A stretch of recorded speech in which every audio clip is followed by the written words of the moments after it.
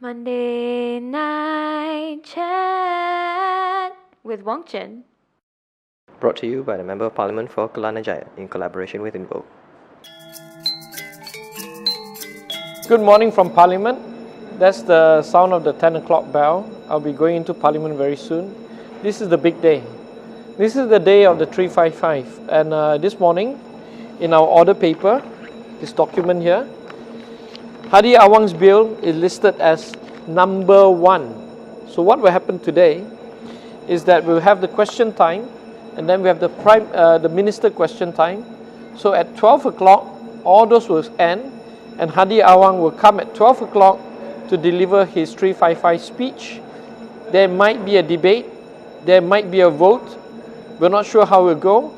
So today's Monday Night Chat is a special program on 355.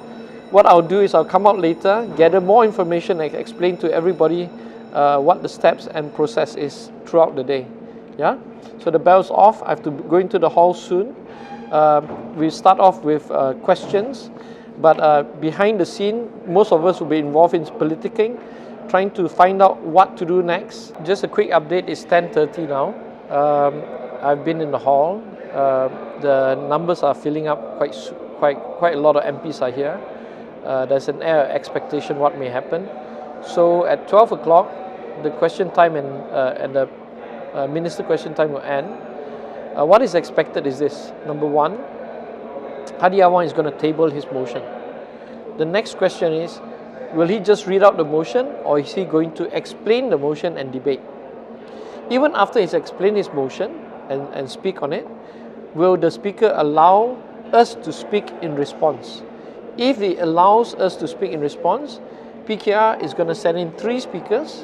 Yeah, Rafizi will lead the thing. DAP has 3 speakers. Then Amana will have 3 speakers, and PAS will have another 2 speakers. And then the government side, we have another 3 or 4 speakers. We're not sure. But all in all, they'll probably be given about 15 minutes or 10 minutes each. And this thing could drag on for 2 hours. The alternative theory is, after these speeches are done, then there might be a vote on the matter. If it's voted yes, with UMNO support, PAS gets this through, then we're looking at potentially a much bigger problem for Malaysia. Yeah? If there's no vote, then we can sigh a bit of relief and fight another day on the matter. Yeah? So that's what's going to happen in about 1.5 hours time. We'll find out what will really transpire. At the moment, PKR members of Parliament are going to gather very soon to have a pre-council meeting on what to do next. Okay, I'll update you all as the day progresses on this very important 355 issue. Thank you.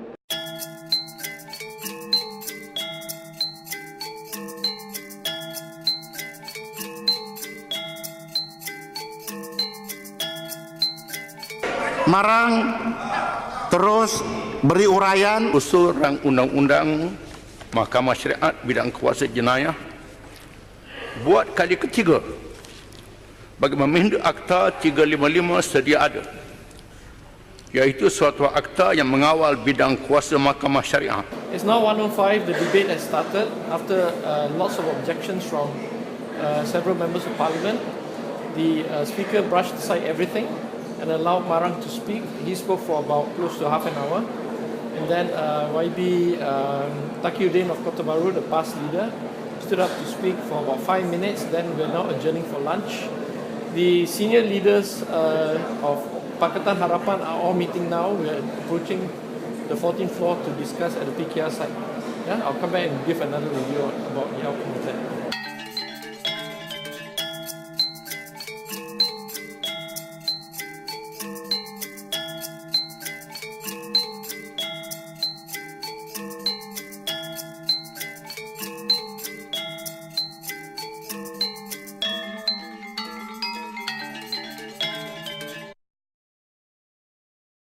So we just had our pre-council meeting. We've arranged for YB Rafizi Ramli Pandan to speak first, followed by Zuraida of Ampang, followed by Sam or Izzah, depending on who arrives first. Maka Akta 355 lah undang-undang federal yang beri kuasa kepada Mahkamah Syariah. Jadi tidak ada benda yang pelik. Mahkamah Syariah untuk orang Islam ini, Mahkamah Sipil undang-undangnya 2, Mahkamah Syariah, undang-undangnya satu saja, iaitu Akta 355. Maka saya telah membuat ketetapan untuk perbahasan selanjutnya ataupun masalah ini dikemukakan kepada majelis dan dibahas dan diputuskan pada sisi yang akan datang. Ini semua provokasi. Kena bagi. Sisi akan datang. Kita undi. Bagi peluang untuk berucap pada hari ini. Tan Sri, so unfair. You being so unfair. Ini so unfair. Tan Sri tak beritahu benda ni awal tadi. Tan Sri sepatutnya maklumkan ini lebih awal. Why catching us on surprise? With all due respect, Why always you have catching us on surprise? Stupid. Tak berani. Tak berani.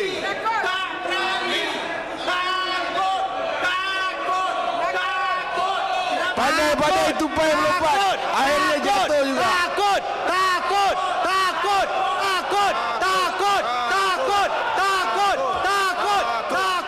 Hari PAS dengan UMNO je ini.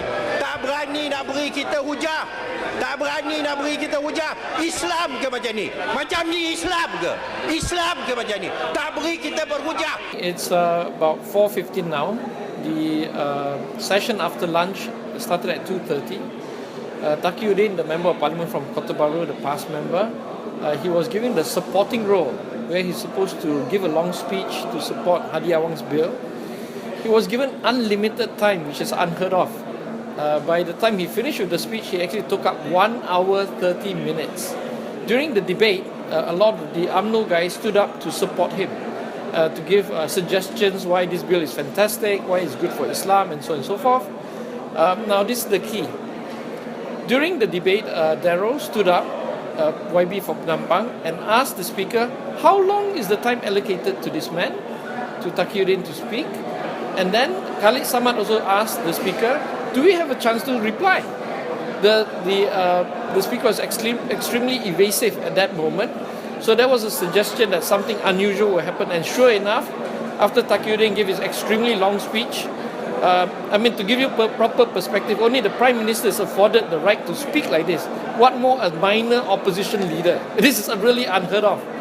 So, after Taqiyuddin finished speaking, the speaker, in the most incredible ruling ever in the history of, I think, all parliaments, tells the parliamentarians that he's exercising his power to call it a day. That's it. We have no right to reply. This is basic natural justice, of which a lot of us erupted up in anger and asked him, what are you doing? This is really unheard of.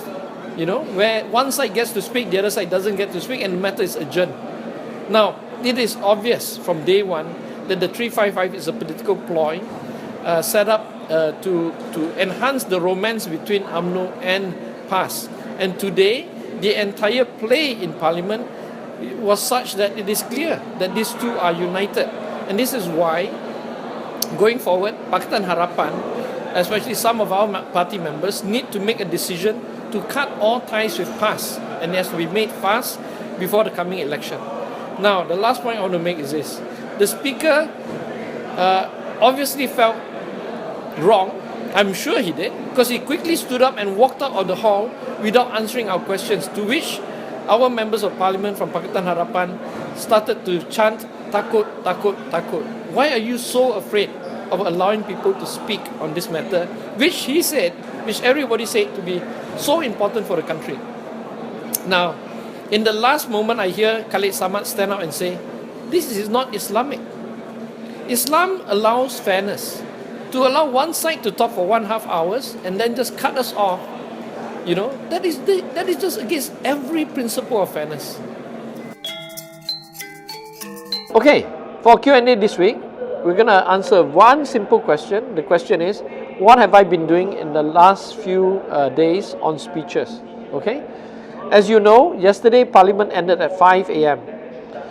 It created a new record, because the previous record was 4 a.m. That was in 2014 when I first became a member of Parliament. 2017 as a new record, 5 a.m. What started off as a real big fight where we tried to filibuster every single terminology, so to drag this matter, came to a truce about 2:30 the minister decided to withdraw 4 bills, and then we kept 1 bill, and I debated on the last segment. And after that, I'm just completely exhausted. I left Parliament at 3 o'clock. My colleagues went on to fight until 5 o'clock in the morning. I had about 3 hours sleep, and then I arrived back in Parliament at 8:30. I had a meeting with the ANU director who was visiting me. Just to answer the question now, what are the 5 key speeches that I make in this session? I can't remember a time when I worked so hard as a member of Parliament. It's astounding that they give us last-minute documents, which means while I was delivering my speech for one particular matter, I had to do research on the second matter instantaneously.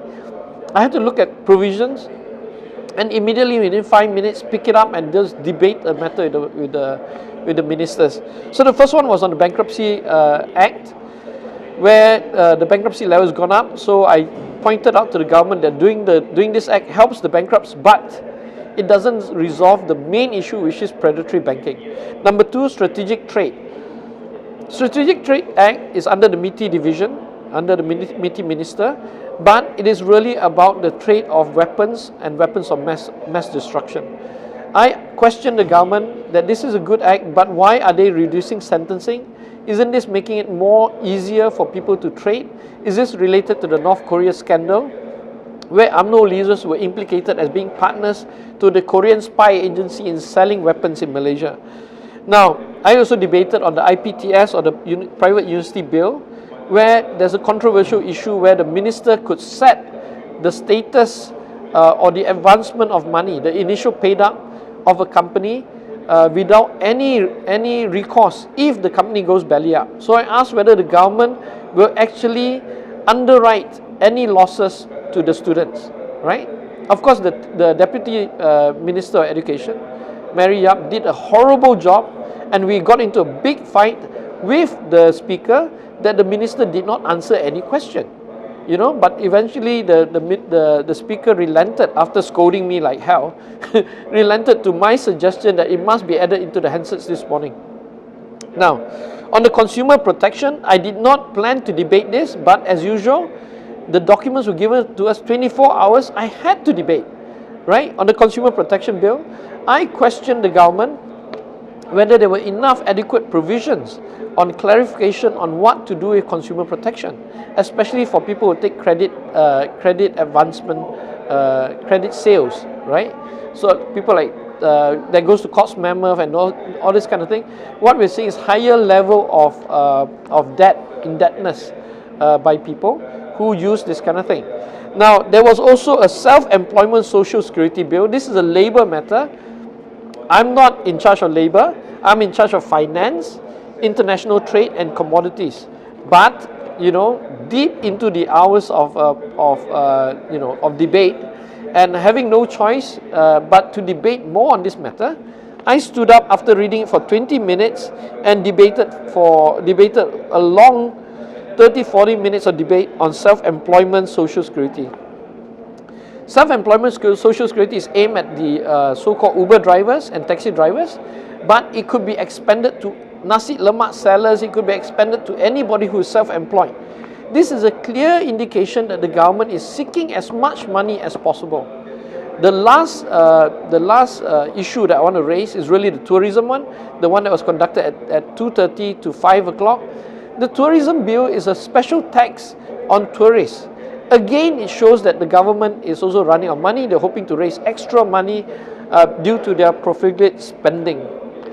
So, what we've seen in the last few days, the bills that are being pushed through at breakneck speed with minimal notice, with no sense of fair play, right, are all to do with austerity measures, to counter austerity measures and to bring back more money for the government.